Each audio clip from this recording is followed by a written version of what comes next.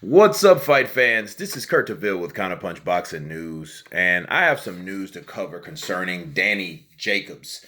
Danny Jacobs made a remark and his confidence in his upcoming fight against Canelo Alvarez. He said, I can stop Canelo. And he said that he has the tools, he has the ability, and making a statement like that, you could assume that that's exactly what he's going out to do. Okay? Let me counterpunch this. That's exactly what he's going to have to do to beat Canelo Alvarez. I agree with Billy Joe Saunders. I agree with a lot of fighters. You have to knock out. He has to knock out Canelo Alvarez to beat him. He won't outpoint Canelo Alvarez. Canelo Alvarez's backing is too powerful. Okay? He's coming from Golden Boy. Golden Boy with Oscar De La Hoya has learned a lot from Don King and Bob Arum combined. And he's just been blended up and used his own recipe for his fighters these days. De La Hoya, looking back down memory lane, lost controversial decision against Felix Trinidad. A lot of people knew Trinidad lost that fight. I was rooting for Trinidad, but I knew Trinidad lost that fight. Okay, they never fought again. The bitterness kind of stagnated. Okay, and of course with Bob Arum, then Don King. Don King was very, very powerful at that time because he had some of the top middleweights. He had some of the top fighters. Period. Through the weight classes, and he had a way of, allegedly, right? But he had a way of making decisions go a certain way, and both of those guys, Trinidad and De La Hoya, went on with their careers and they fought other people and made their own legacies after that. That fight was forgotten about. It was mentioned here and there, but it did never really come to fruition again. These guys were in the same weight class from 147 to 154 to 160. Matter of fact, Trinidad even went to 168 to fight Roy at one point. Okay, that was back in '08. So, so they both defined their careers, but them fighting each other, it was, it left a bad taste in De La Hoya's mouth dealing with Arum. So he knew quickly, instinctively, like if I get a Golden Boy company, that I'm going to make sure I have everything intact to protect my fighters.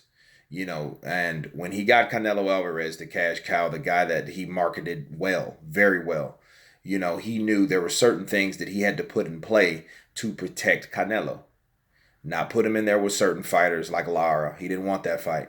But since he didn't want that fight, he had to still put certain things in play to protect that type of fight, with judges or whatever, because that's what he learned, or he found out that's what Don King did. You know what I mean? And then Bob Arum. So again, De La Hoya is the promoter of Canelo Alvarez. Canelo Alvarez is a great fighter. He's a very, very good fighter.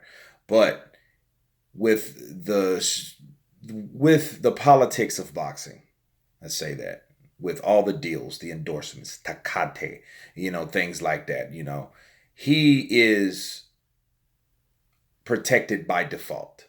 So if he fights Danny Jacobs is a regular guy with a great story, survived cancer, was told he would never walk again, then told he would never fight again. Then he's doing both, got the championship back. You know what I mean? Came off a real shady loss to Pittsburgh, and it was like, okay, he's back in action. Fought Gennady Golovkin to a split decision, right? And now we have these two fighters, Canelo versus Jacobs. Now Jacobs saying, hey, I can stop Canelo. I think in his mind, he needs to stop Canelo. He needs to not be naive by judges. Danny Jacobs is a stand-up guy.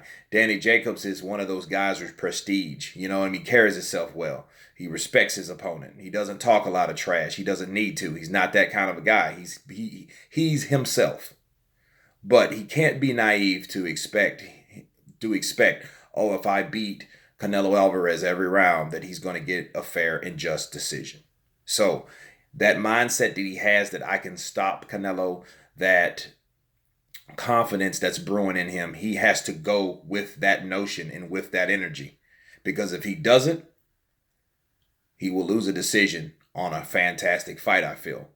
I think this is going to be a good good fight. People don't realize how this is a badass fight on the zone. This is like the best fight that you can make on the zone right now. You know what I mean? By two people that's already signed to the platform.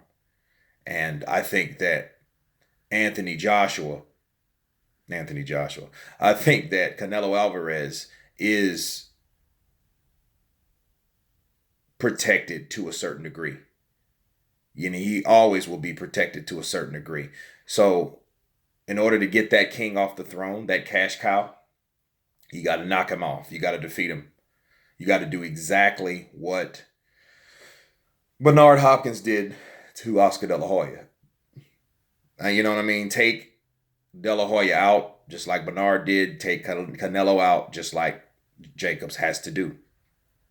And that's what I feel about that. You know, they had the Mexico City press conference, the New York press conference, you know, and that energy, I think Danny Jacobs needs to go in the ring with that in mind.